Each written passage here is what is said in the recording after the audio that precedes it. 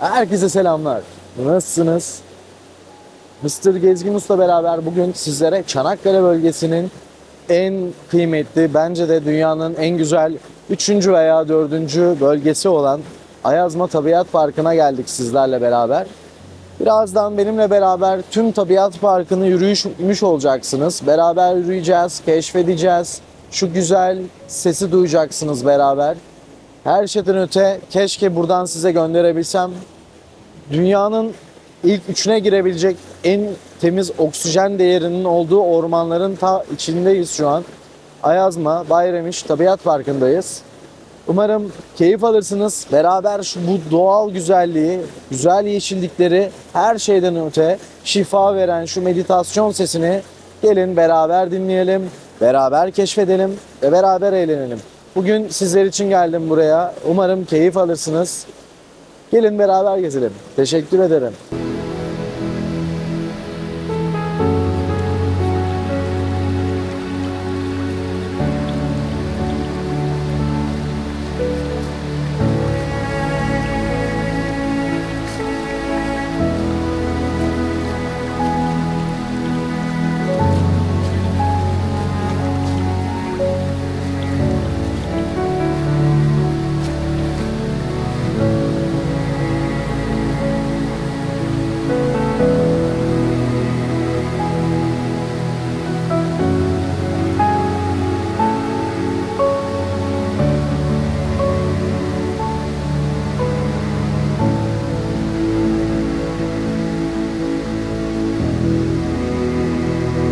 Turumuz birazdan başlayacak, lakin tabii ki eklemeden dayanamadığım bir şey var. Türkiye'nin birçok doğal güzel yerleri var. Bunlar dünya çapında da çok kıymetli yerler bizler için. Demem şu ki gittiğimiz her yerde şu doğamızı kirletmesek olmuyor. Burası çok güzel bir yer. Burada hafta sonu ailenizle gelebilirsiniz, arkadaşlarınla gelebilirsiniz. Yani burada mangal yapabilirsiniz, piknik yapabilirsiniz. Eskiden çocukluğumuzda çok güzel aileler toplanıp eğlenirlerdi. Keşke o dönemlere geri dönebilsek, keşke yeniden buralara gelip ailecek toplu eğlenebilsek. Ama şöyle bir şey var, eğlence anlayışımız ne yazık ki hem çok kıt artık, hem de böyle bir doğal güzelliklere sahip çıkmamak için elimizden gelen bence her şeyi yapıyoruz. Yani ne yazık ki doğada bir sürü çöp var. Size bunları göstermek istemiyorum ama gerçekten çok fazlalar. Yani içiyorsanız, mangal yapıyorsanız özellikle şu çekirdeklerinizi böyle yerlere atmayın. Temizlenmesi o kadar çok zor ki ve yangın çıkma olasılığı çok yüksek. Şu gördüğünüz doğaya bir bakar mısınız? Yani bir sürü ağaç, bir sürü şey. Yani burada bir sürü canlı yaşıyor sonuçta. Ve yani gelip burayı kirletmeden şöyle keyifli bir mangal yapsanız, keyifli bir piknik yapsanız bence tadından yenmez. Zaten şu ses dünyadaki en kıymetli ses. Yani en meditatif sesle beraber olacaksınız. Doğanın içinde ve dünyanın en temiz oksijen değerlerine sahip olan bir noktasında gelip mangal yapacaksınız. Arkadaşlarınızla eğleneceksiniz. Onlarla buluşacaksınız. Bence bu fırsatı kaçırmayın. Ama dediğim gibi geliyorsanız böyle yerlere de lütfen kirletmeyin. Sizden ricam. Vaktim olursa birazını toplayabileceğim ama o kadar çok fazla oldukları için bir yerde ben de pes edebilirim. Ama dediğim gibi lütfen temiz bırakalım doğamızı. Bu doğa hepimizin. Zaten dünya kendini yenileyebildiği kadar yenileyebiliyor. Biz ona destek olalım, köstek olmayalım. Beni izlediğiniz için teşekkür ederim. Gezimiz şimdi başlıyor. İyi eğlenceler, iyi gezmeler.